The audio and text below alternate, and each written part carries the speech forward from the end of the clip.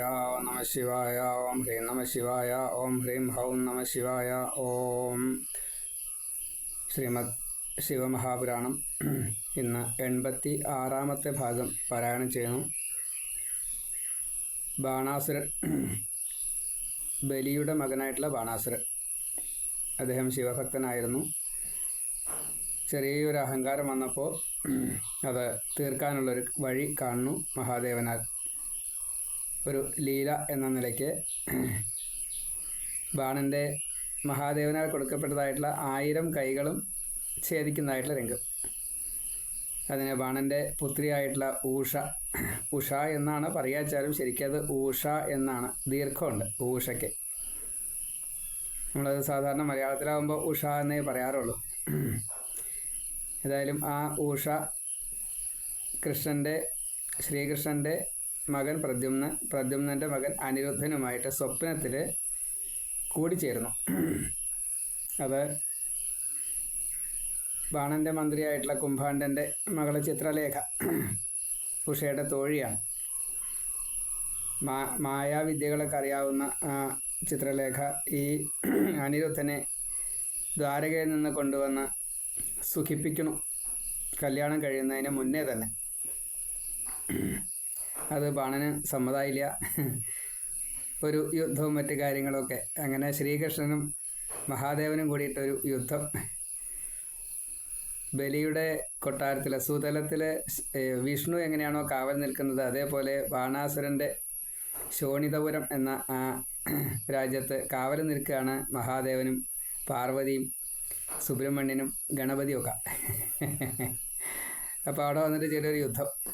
അപ്പോൾ അതിൽ ശിവനെ ജൃംഭണാസ്ത്രം കൊണ്ട്, കോട്ടുവായ അസ്ത്രം കൊണ്ട് അങ്ങോട്ട് സ്തംഭിപ്പിച്ചു. എന്നിട്ട് ഈ ബാണാസുരനെ തോൽപ്പിച്ച് മഹാദേവൻ്റെ സമ്മതത്തോട് കൂടിയിട്ട് ബാണാസുരനെ ഭക്തനാക്കി മാറ്റി. അതിനുശേഷം ഉഷ അനിരുദ്ധ വിവാഹാദി കാര്യങ്ങളെല്ലാം അവിടെ പറയണം.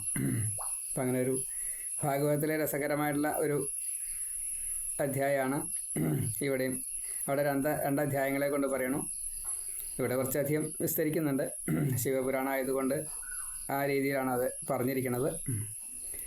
ഞാനതിനെ ചുരുക്കി എഴുതിയിട്ടുണ്ട്, നമുക്ക് കേൾക്കാം. ശ്രീ ശിവപാർവതിമാരേ ശരണം. നാരായണ നാരായണ നാരായണ. ശ്രീ മഹാദേവ്യൈ നമ. ഓം.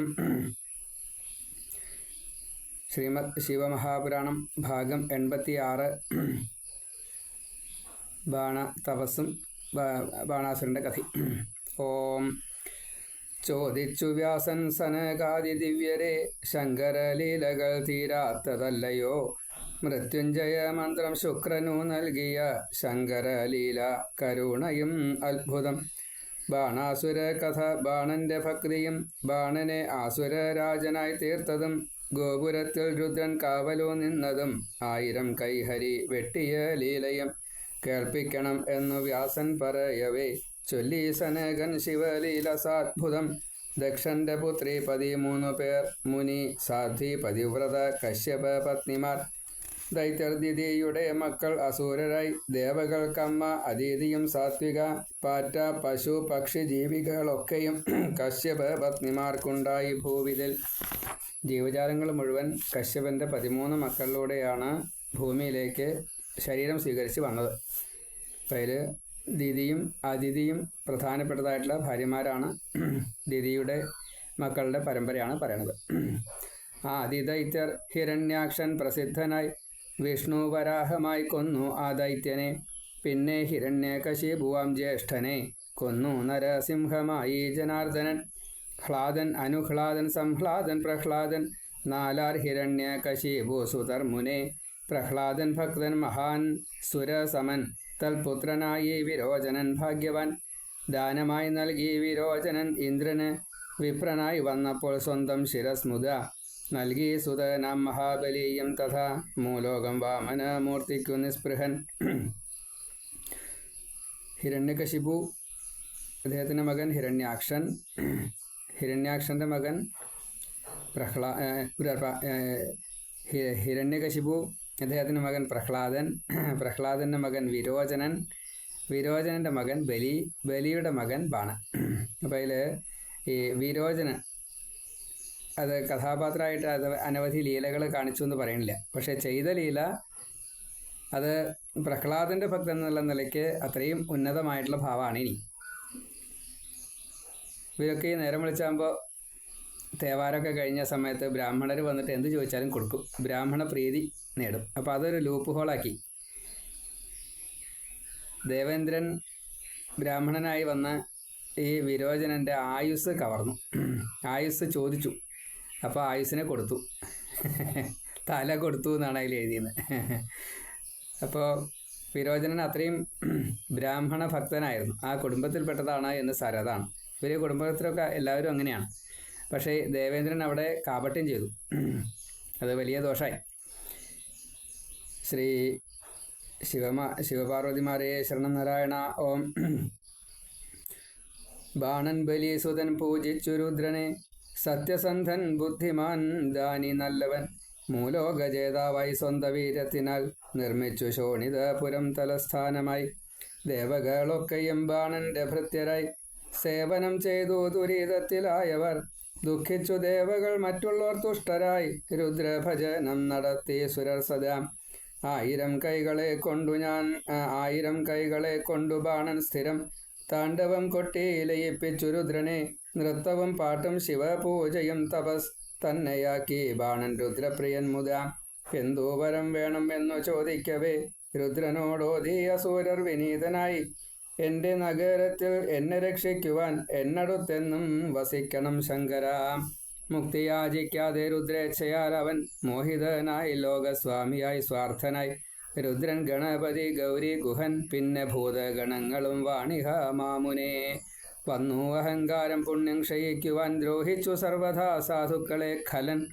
അങ്ങനെ വാഴവേ ചോദിച്ചു ശങ്കര, കയ്യു തരിക്കുന്നു എന്തു ഞാൻ ചെയ്യണം?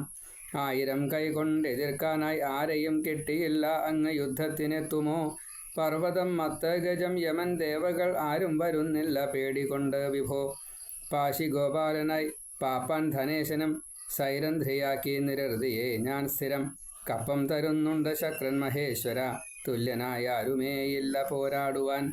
അപ്പോൾ പൈക്കളെ മേയ്ക്കാൻ വേണ്ടിയിട്ട് വരുണദേവനെയാണ് ആക്കിയത്, ആനകളെ നോക്കാൻ വേണ്ടിയിട്ട് കുബേരനെയാണ് ആക്കിയത്. അതാണ് പാശി ഗോപാലനായി പാപ്പാൻ ധനേശനും.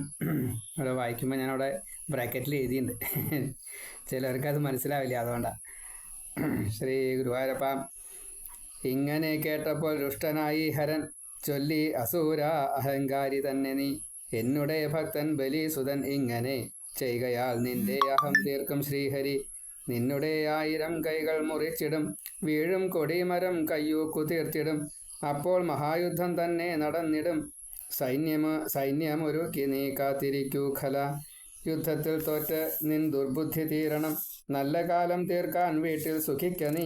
ദുർനിമിത്തം കാണും പേടി വളർന്നിടും എന്നോതി രുദ്രൻ ഉടൻ ധ്യാനമഗ്നനായി. ഇങ്ങനെ കേട്ടപ്പോൾ ബാണാസുരനുടൻ കൈനിറയെ പൂക്കൾ അർപ്പിച്ചു രുദ്രനെ, എന്നും കൊടിമരം വീണുവോ എന്നതായി ബാണന്റെ ശ്രദ്ധ ഭജനവും നിന്നുപോയി. അത് നമുക്കുള്ള ചെറിയൊരു പാഠ. ഇതിലൊന്നും പറഞ്ഞിട്ടൊന്നുമില്ല കേട്ടോ.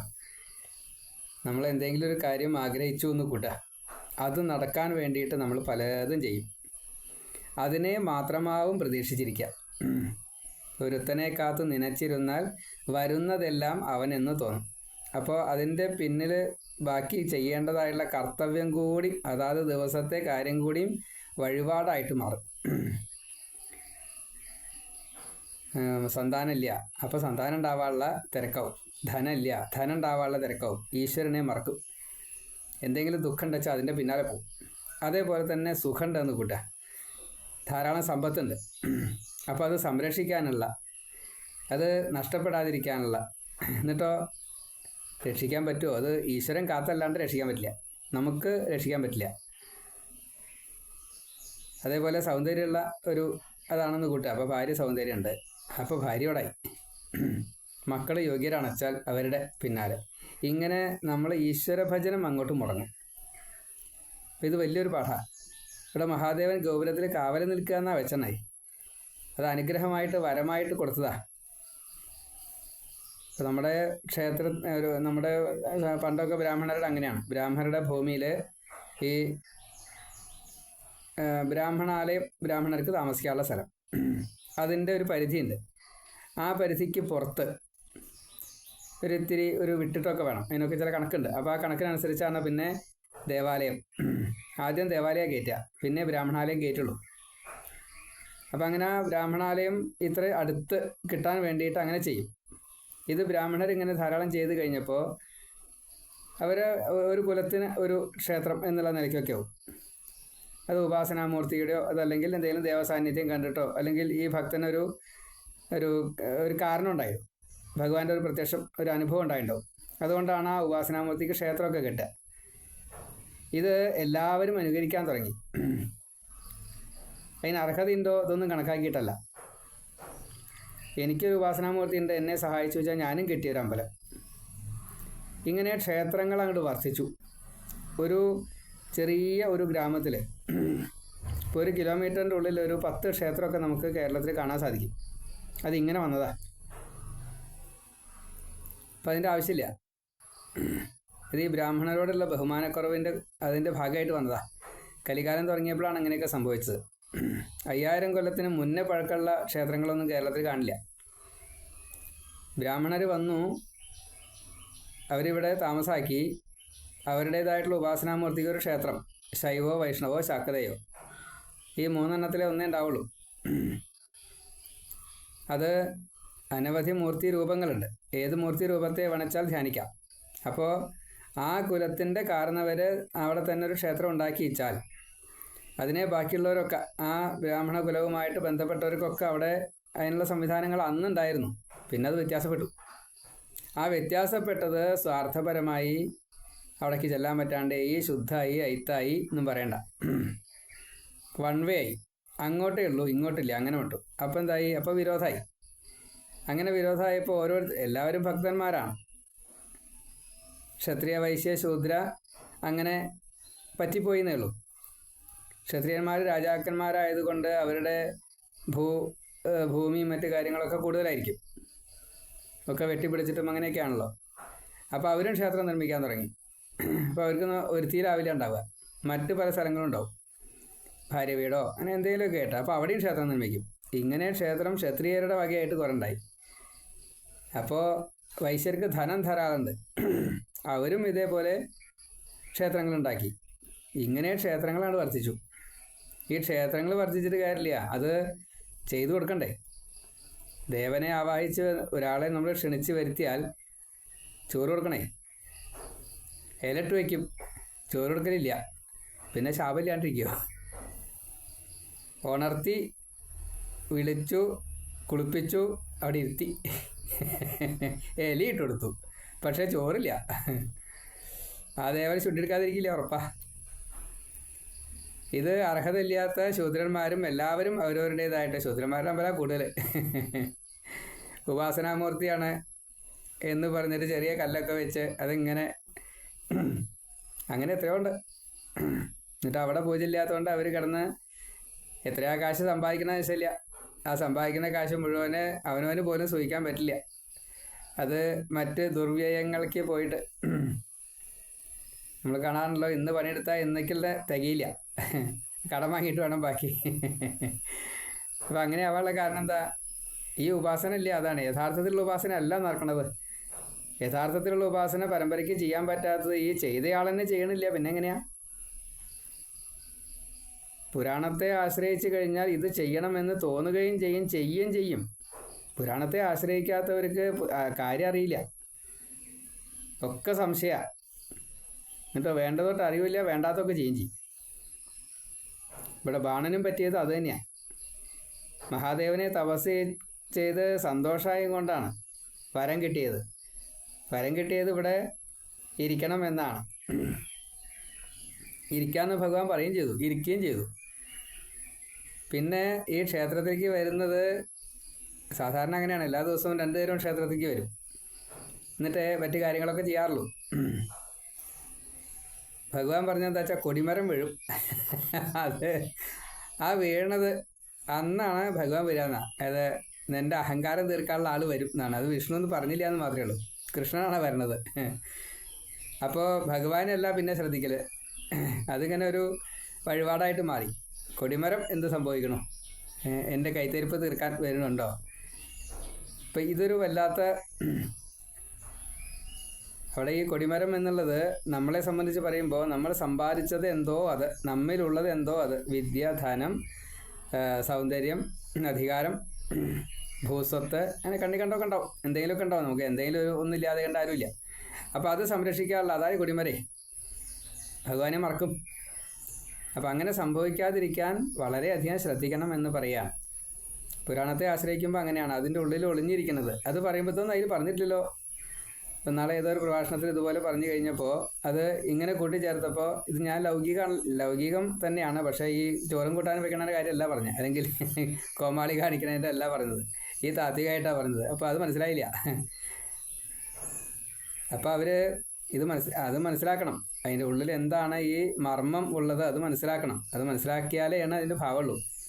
അത് സംസ്കൃതം വായിച്ചാൽ കിട്ടൂല, മലയാളം അല്ലെങ്കിൽ അറിയണം, സംസ്കൃതം നല്ലോണം അറിയണം, എന്നാലേ കിട്ടുള്ളൂ. അപ്പോൾ ഭാഷ എടുക്കുക, ആവർത്തിച്ച് വായിക്കുക. അതിനാണ് അങ്ങനെ ഇവിടെ കഷ്ടപ്പെട്ട് എഴുതിയത്. സത്യം പറഞ്ഞാൽ മുഴുവൻ എനിക്ക് വേണ്ടിയിട്ടാണെന്ന് തോന്നുന്നില്ല, എന്നെക്കൊണ്ട് എഴുതിച്ചതാണ്. എനിക്ക് അത്രയ്ക്കുള്ള പാണ്ഡിത്യമൊന്നുമില്ല. ഞാൻ വ്യാഖ്യാനമൊക്കെ നോക്കി, ഡിക്ഷണറിയൊക്കെ നോക്കി, വളരെ കഷ്ടപ്പെട്ടാണ് ഇതൊക്കെ എഴുതുന്നത്. ഇങ്ങനെ സംഗ്രഹിച്ച് എഴുതുന്ന വെച്ചാൽ അതിനും അതിൻ്റേതായിട്ടുള്ള ചില ബുദ്ധിമുട്ടുകളൊക്കെ ഉണ്ട്. അത്ര സുഖിച്ച് ജീവിക്കുന്ന ആളൊന്നല്ല ഞാൻ. എൻ്റെ കാര്യം എനിക്ക് പറയാമല്ലോ, വളരെ ബുദ്ധിമുട്ട് തന്നെയാണ് ഞാൻ ജീവിക്കണം. അത് ഇവിടെ വന്നു കഴിഞ്ഞാൽ എല്ലാവർക്കും മനസ്സിലാവുകയും ചെയ്യും. ഇവിടെ വന്നവർക്കൊക്കെ മനസ്സിലായിട്ടുണ്ട്. ഞാൻ പറഞ്ഞത് ഇത്രയേ ഉള്ളൂ. ഇതിൻ്റെ ഉള്ളിലുള്ള മർമ്മത്തെ മനസ്സിലാക്കണം വെച്ചാൽ പുരാണത്തെ ആശ്രയിക്കണം. എല്ലാവരും സംസ്കൃതം പുസ്തകത്ത് ഇങ്ങനെ വായിക്കുകയാണ്. സംസ്കൃതത്തിൽ എനിക്ക് വളരെ ഇഷ്ടമാണ് സംസ്കൃതം. ഞാൻ സംസ്കൃതത്തിൻ്റെ പ്രചാരകൻ തന്നെയാണ്, അതല്ലാന്ന് പറയല്ല. പക്ഷേ അത് ഈ വയസ്സാം കാലത്ത് ഇരുന്ന് പഠിച്ചാൽ നേരെയാവില്ല. അപ്പം അതിൻ്റെ ഭാഷയിലേക്കാണ്, അതിൻ്റെ തത്വത്തിലേക്കാണ്. എന്തിനാ വ്യാസൻ എഴുതിയത്? അന്നത്തെ ഭാഷ സംസ്കൃതം ആയതുകൊണ്ട് അതിൽ എഴുതി, ഇത്രയേ ഉള്ളൂ. പൂജാതി മന്ത്രങ്ങളൊക്കെ വെച്ചാൽ അത് ഇതെല്ലാം ഉപയോഗിക്കുക, അത് വേറെയാണ്. അതിൽ സ്തുതികളൊക്കെ എടുത്ത് വായിച്ചോളൂ, കുഴപ്പമില്ല. അതൊക്കെ അതേപോലെ തന്നെ അതിൻ്റെ ഫലവും കിട്ടും. പക്ഷേ കഥകൾ മനസ്സിലാക്കണം വെച്ചാൽ അത് മലയാളം പഠിക്കുക തന്നെ വേണം. പിന്നെ ഉള്ളിൽ വെറുതെ ഇരുന്നിട്ട് ഇങ്ങനെ ധ്യാനിച്ച് മുഴുവൻ കിട്ടിച്ചാൽ ഓക്കെ. ഒരുപാട് കാര്യങ്ങൾ അതിൽ പറഞ്ഞിട്ടുണ്ടാവും. സ്വഭാവ ശുദ്ധീകരണത്തിന് വേണ്ടിയിട്ട് ഒരുപാട് കാര്യങ്ങൾ അതിൽ ഇൻ ബിറ്റ്വീൻ പറഞ്ഞിട്ടുണ്ടാവും. അതിനെ മനസ്സിലാക്കുകയാണ് വേണ്ടത്. അപ്പം അതുകൊണ്ട് വ്യാഖ്യാനങ്ങൾക്കാണ് കൂടുതൽ പ്രാധാന്യം. സ്തുതികൾ സംസ്കൃതത്തിൽ വായിക്കുക, മലയാളം അതിനെ മനസ്സിലാക്കാൻ വേണ്ടിയിട്ടും ആ മനസ്സിലാക്കിയത് അവനവൻ്റെ ജീവിതത്തിൽ പകർത്താൻ വേണ്ടിയിട്ടും ശ്രമിക്കുക. അപ്പോഴേ സ്വസ്ഥത കിട്ടുള്ളൂ എന്നർത്ഥം, സ്വാസ്ഥ്യം കിട്ടുള്ളൂ. സന്തോഷം, സ്വസ്ഥത, സ്വാതന്ത്ര്യം, ഇത് മൂന്നും നമ്മൾ വരുമ്പോൾ കൊണ്ടുവരുന്നതാണ്. അത് നിലനിർത്തുകയാണെങ്കിൽ, അതിന് മറ്റുള്ള ഉപദ്രവങ്ങളൊന്നും വരാതിരിക്കുകയാണെന്ന് വെച്ചാൽ നമുക്ക് വളരെ സുഖം, ഭഗവാന്റെ പ്രീതി ഉണ്ട് എന്ന് കണക്കാക്കാം. അതില്ല വെച്ചാൽ അതില്ല എന്ന് തന്നെയാണ്. അല്ലെങ്കിൽ ഈ കൊടിമരം വീണ് നോക്കി നിൽക്കും, ബാണൻ്റെ അബദ്ധം പറ്റിയ പോലെ. ശ്രീ ശിവപാർവതിമാരേ ശരണം നാരായണ. ഇങ്ങനെ ചിന്തിച്ചിരിക്കവേ ഉണ്ടായി യുദ്ധത്തിനായി ഒരു കാരണം മാമുനെ. ബാണപുത്രി ഉഷ മാധവ പൂജകൾ ചെയ്തു ഇടവമാസത്തിൽ ക്രമത്തിലായി. ബാണൻ്റെ പുത്രി ഉഷ ശ്രീകൃഷ്ണ ഭക്തയാണ്. അപ്പോൾ എന്നും ആ പൂജ, മാധവ പൂജ ചെയ്തുകൊണ്ടിരുന്നു. അച്ഛൻ ശിവനെ പൂജിച്ചു, മകള് വിഷ്ണുവിനെ പൂജിച്ചു. നല്ല കുറികൾ, അലങ്കാരം, വസ്ത്രവും ചാർത്തി ഉറങ്ങി ഉഷ സ്വന്തം കട്ടിലിൽ. അപ്പോൾ ഉഷയ്ക്കോ രതിഭാവം വന്നുപോയി. കൃഷ്ണപൗത്രൻ അനിരുദ്ധനുമായി നിശി. ദേഹത്തിൽ നന്നായി രതി സുഖം കിട്ടവേ മോഹിച്ചു പോയി സ്വപ്നം തീർന്നപ്പോൾ ദുഃഖിത. ചിത്രലേഖ തോഴി മായാ വിശാരദ ചോദിച്ചു കാമുക ലക്ഷണമൊക്കെയും. ആരെന്നറിയില്ല എങ്കിലും തോഴി നീ കൊണ്ടുവരൂ എൻ്റെ കാമുകനെ ഉടൻ. അദ്ദേഹമില്ലെങ്കിൽ തീരുമെൻ ജീവിതം എന്നു കേട്ടു ചിത്രലേഖ പറഞ്ഞുടൻ. ആരാകിലും നിന്റെ മാരനെ തന്നിടാം എന്നോതി ചിത്രം വരച്ചു ശുചിസ്മിത. ദേവദൈത്യ മർത്യ വീര യുവാക്കൾ തൻ സുന്ദര രൂപത്തെ കാട്ടി മിടുക്കിയായി. 3 ലോകത്തിലെ സുന്ദരർ വീരരെ, സിദ്ധർ ഗന്ധർവരെയൊക്കെ വരച്ചവൾ. മർത്യർ നൃപർ ഋഷി അഷ്ടദിക്പാലകർ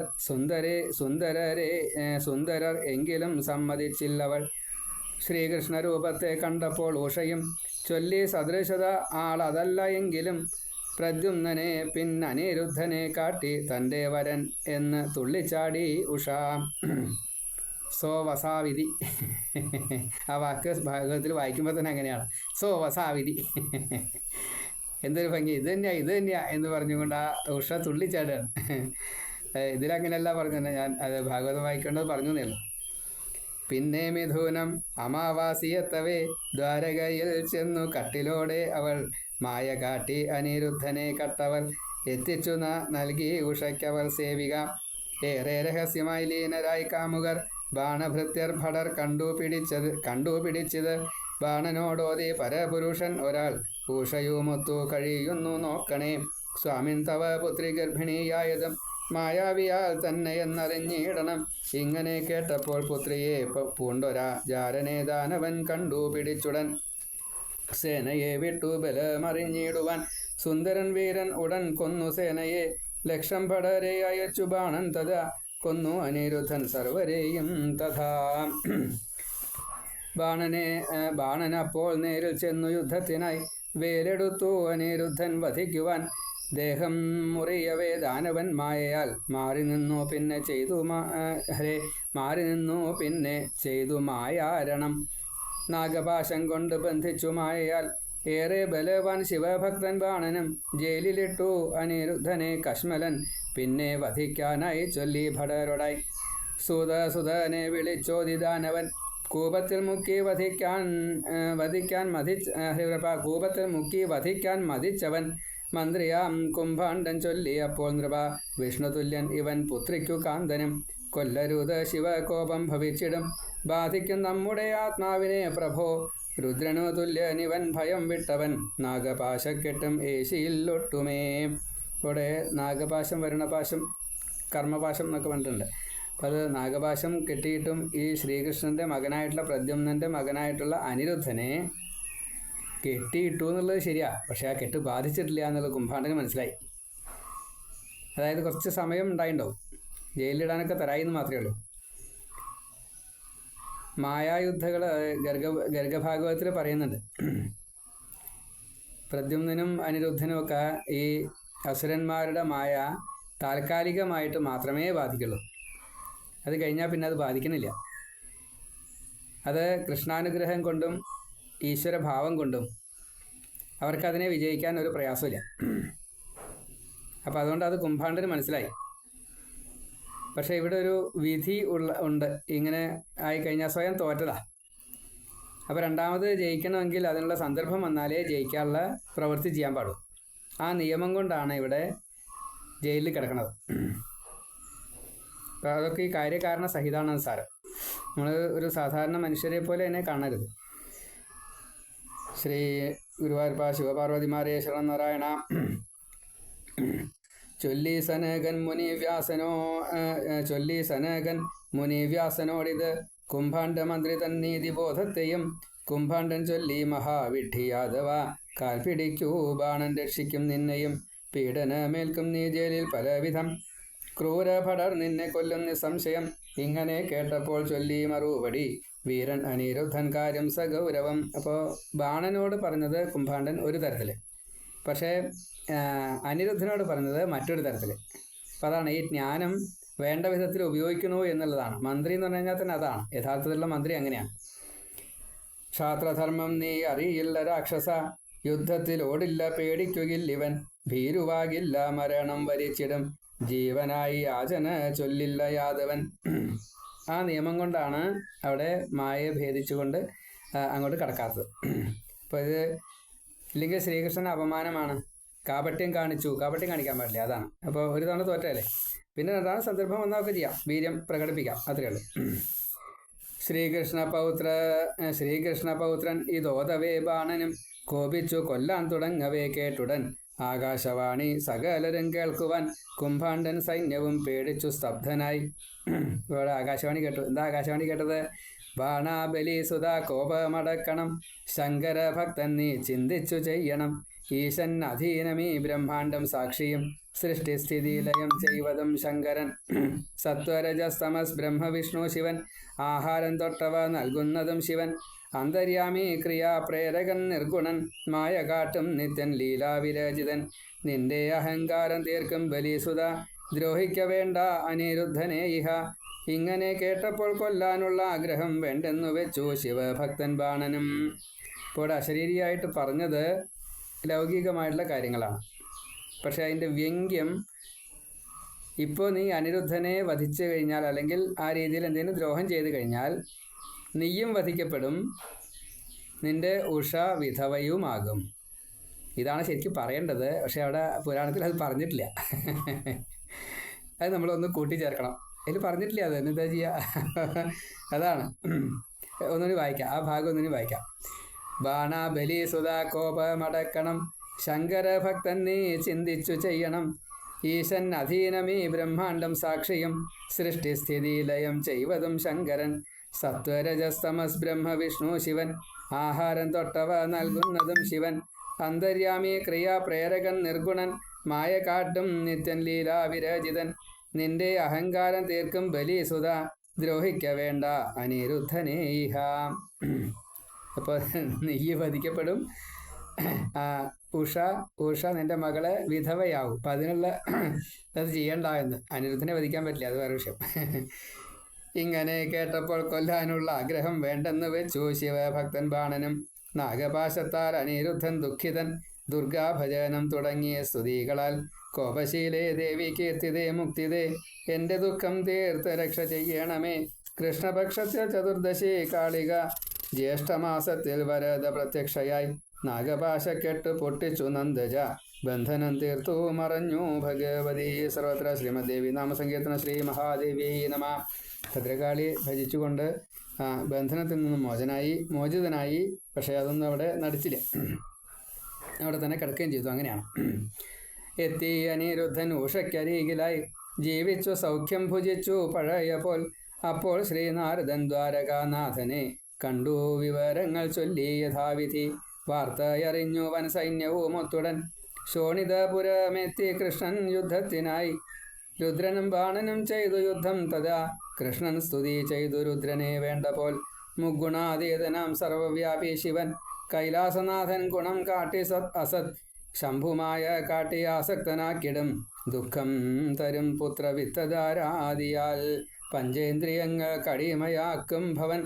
രുദ്രസ്മരണ വിടുവിക്കും ശങ്കരൻ. തന്നെ വഞ്ചിക്കും ഭുജിക്കും വിഷയവും. പ്രാരബ്ധം തീർക്കും അഹം മതം തീർത്തിടും. ശാപം ഇവ നേകി അങ്ങൻ്റെ കൈകളാൽ. ബാണന്റെ കൈകൾ മുറിക്കാൻ അനുജ്ഞയായി. ആകയാൽ അങ്ങുടൻ യുദ്ധരംഗം വിടൂ. ശങ്കര വാക്കുകൾ സത്യമാക്കാം ജവാൽ. ഇങ്ങനെ കേട്ടപ്പോൾ ശംഭുവോതി ഉടൻ. നൽകി അനുഗ്രഹം ശാപം ഞാൻ ബാണന്. അങ്ങിഹ വന്നതും എന്നിച്ഛയാൽ ഹരേ. എങ്കിലും ഭക്തർക്ക് അധീനർ നാം എപ്പോഴും. അതാണ് ഭഗവാനെ അങ്ങോട്ട് ഭജിക്കുന്നവരുടെ ഭക്തന്മാരുടെ ദാസനായിട്ടാണത്രേ ഈ ഈശ്വരന്മാരൊക്കെ നിൽക്കുന്നത്. നമ്മൾ ആലോചിച്ച് നോക്കൂ. അവർക്ക് നമ്മിൽ നിന്ന് മാത്രമല്ല, അവർക്ക് എല്ലാവരിൽ നിന്നും കിട്ടും. പക്ഷേ നമുക്ക് ആ ഭഗവാനിൽ നിന്ന് മാത്രമേ കിട്ടൂ. ഇതാണ് വ്യത്യാസം. ദേവന്മാർക്ക് എല്ലാവരിൽ നിന്നും കിട്ടും, നമുക്ക് ആ ദേവനിൽ നിന്ന് മാത്രമേ കിട്ടാനുള്ളൂ. അതുകൊണ്ട് നമ്മൾ ഭജിച്ചാൽ തന്നെ നമുക്ക് കിട്ടുള്ളൂ. നമ്മൾ ഭജിക്കുക തന്നെ വേണം. ഈ ഭജനം എന്നുള്ളത് ഒരു പ്രാരബ്ധം തീർക്കലാണ്. അതായത് എപ്പോഴും സദാസേവ്യ.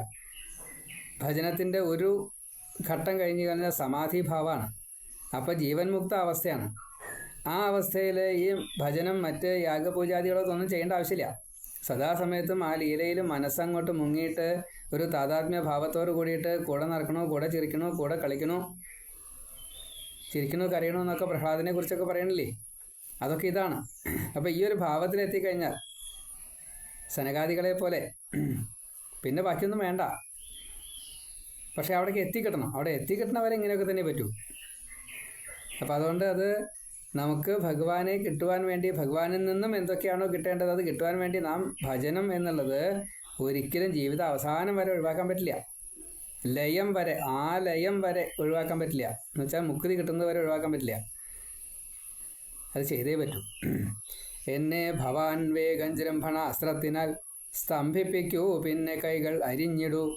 ഞാനിഹ നിൽക്കുമ്പോൾ സാധ്യമല്ല അത് എന്നു കേട്ടു ഹരി മോഹിച്ചു വിസ്മിതൻ. പിന്നെ ശിവാജ്ഞയെ പാലിച്ചു ശ്രീഹരി, ജൃംഭണാസ്ത്രം കൊണ്ട് സ്തംഭിച്ചു പോയി ശിവൻ. കൃഷ്ണൻ സുദർശനം വാൾഗത കൊണ്ടുടൻ ബാണനെ സൈന്യത്തെ തോൽപ്പിച്ചു വൈഭവാൽ. ശ്രീ ശിവപാർവതിമാരേ ശരണനാരായണ. അടുത്ത ഭാഗം കൂടി വായിക്കാം. അതിന് ലേശം വലിപ്പുണ്ട്, അപ്പോൾ രണ്ടും കൂടി ഒരുമിച്ചാണ് വായിക്കാം. സർവത്ര ശിവനാമകീർത്തനം. ഹര ഹര മഹാദേവ. ഓം നമ ശിവായ. ഓം ഹ്രീം നമ ശിവായ. ഇപ്പോൾ വായിച്ചത് 86ാമത്തെ ഭാഗം. ശ്രീ ഗുരുവായൂരപ്പ ശരണനാരായണ. നാരായണ നാരായണ. 86ാമത്തെ ഭാഗം. 87 കൂടി ഇപ്പോൾ വായിക്കാം. നാരായണ നാരായണ.